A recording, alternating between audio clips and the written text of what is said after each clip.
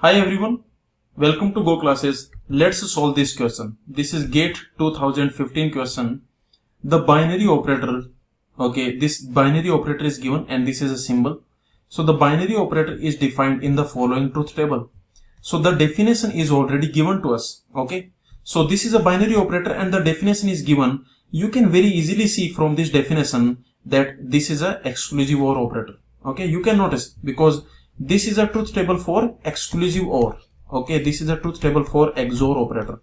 So this operator is basically XOR operator, exclusive OR operator, because you can notice that we know 0 XOR 0 is 0, 1 XOR 1 is 0, and 0 XOR 1 is 1, 1 XOR 0 is 1. So this is a XOR operator. Now the question is asking which of the following is true about XOR operator.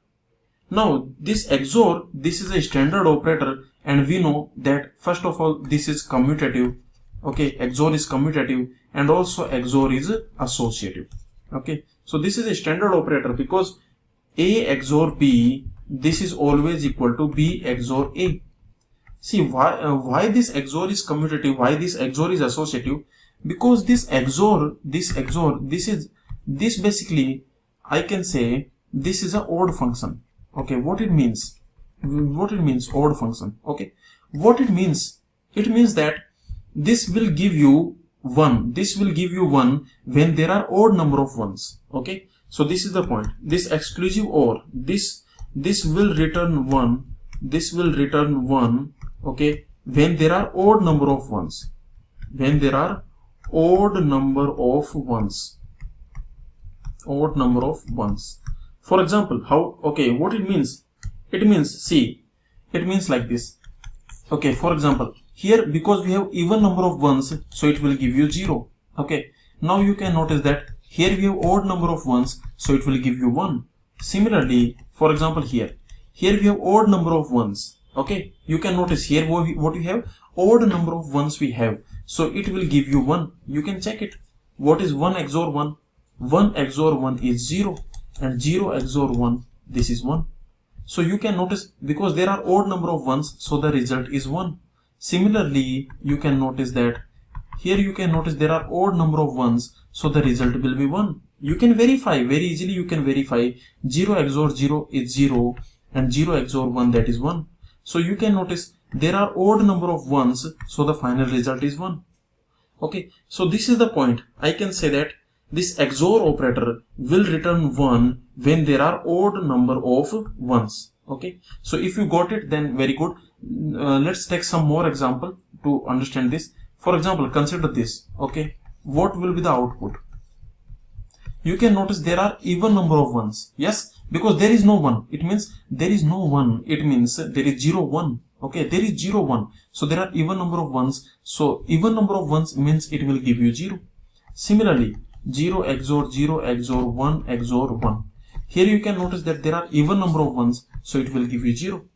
Whenever you have odd number of ones, then the result will be, whenever here you have odd number of ones, so the result will be 1. So this is the point. So this XOR operator, this XOR operation, this will return 1 when there are odd number of ones. So that is the reason. Now you can very easily see that A XOR B, this is equal to B XOR A, because if you have odd number of ones here, then automatically odd number of ones will be here. Similarly, if you have even number of ones here, then here also we have even number of ones. Yes or no? So number of ones will not change. You put A XOR B, you put B XOR A, number of ones will not change. If this has even number of ones, then this also has even number of ones. If this has odd number of ones, then this also has odd number of ones. So that is the reason commutative property is satisfied. Similarly, associative property is also satisfied. Why? Because we notice that the number of ones here is same as number of ones here. Yes or no? So the number of ones that we have here in this expression, the number of ones will be same as number of ones in this expression. Number of ones will not change. If this expression has even number of ones, then this expression will also have even number of ones. If this expression has odd number of ones, then this expression will also have odd number of ones. So that is the reason these two expressions are always same. They will always give you the same value. Okay. So I can say this XOR operation, this is commutative, also associative. This is a standard operation, so both commutative and associative. Okay. So actually you can, because these are some standard operations we have. For example, AND. Okay. For example, we have OR. We have XOR. Okay. Also what we have? So we have XOR. We have by implication. Okay. By implication. The another name is XNOR. The another name is XNOR. Okay. Both are same basically. The name is XNOR. In Boolean algebra we call it XNOR. In propositional logic we call it biconditional. Okay. So, and implication. Now you can notice that, okay, this is both commutative and associative. This is commutative and associative. Similarly, this is also commutative and associative. XOR is also commutative and associative. This biconditional, this is also commutative and associative.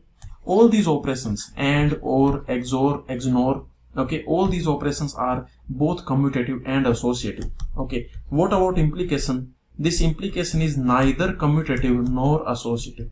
Neither commutative nor associative. Okay, so this is the point. So the question, neither commutative nor associative. Okay, so in this question, the question is asking for XOR operation, so answer will be option A. Okay.